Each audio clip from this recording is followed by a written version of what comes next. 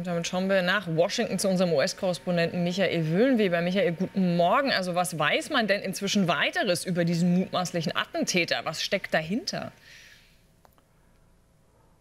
Also zumindest hat man einige Daten inzwischen, zum Beispiel, dass er 2002 mal verhaftet worden war, weil er ein vollautomatisches Maschinengewehr besessen hatte, was auch in den USA so nicht überall erlaubt ist. Zum anderen ist er wohl ein pro-ukrainischer Aktivist, der sich dafür eingesetzt hat, auch, dass da Kämpfer rekrutiert würden aus Afghanistan zum Beispiel, der in Washington sich stark gemacht hat, versucht zumindest bei Politikern für die Ukraine, für sie da lobbyiert hat. Er ist sehr häufig interviewt worden von der New York Times, von anderen Medien zum Beispiel. Auch wird daraus ein Motiv, weil Donald Trump ja bekanntlich weniger eine ukraine-freundliche Politik betreiben würde, mag sein, weiß man nicht. War er ein Einzeltäter? Vermutlich ja. Wie hat er davon erfahren, dass Donald Trump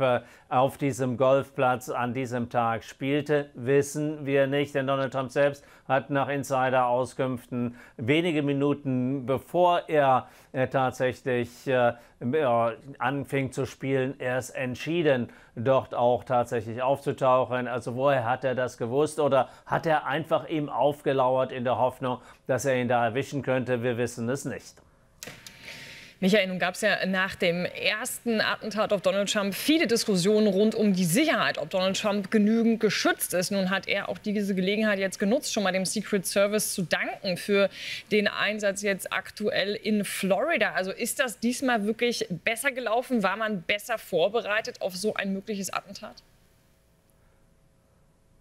Also sowohl als auch könnte man sagen, es wird auf jeden Fall heftig diskutiert. Auf der einen Seite wird der Secret Service die konkreten Beamten vor Ort gelobt, die den rückwärtigen Bereich auf dem Golfplatz absicherten und dann die Gruppe, die da vor ihm das Terrain absicherte und dabei halt auch offensichtlich den Gewehrlauf entdeckte und das Feuer eröffnet hat. Da wird hier in den USA berichtet, ja, das wäre ganz tolle Arbeit gewesen der Secret Service Mitarbeiter. Aber das Sicherheitskonzept, das wird massiv hinterfragt, vor allen Dingen von konservativer Seite, von Republikanern. Warum war auf der Straße keine Streife unterwegs, von der sich der vermutliche Attentäter in die Büsche geschlagen hat, um Donald Trump aufzulauern? Also da würde offensichtlich immer noch zu wenig getan, um den Präsidenten abzusichern. Aber zum Hintergrund muss man wissen, ein Ex-Präsident wird halt nicht so gesichert wie zum Beispiel Joe Biden, der, wenn er irgendwo auftaucht, da stehen auf den Straßen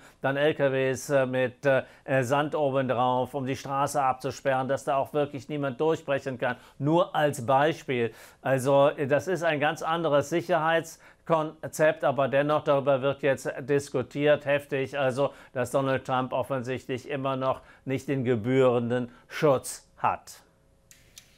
Michael, danke erstmal für all diese Informationen.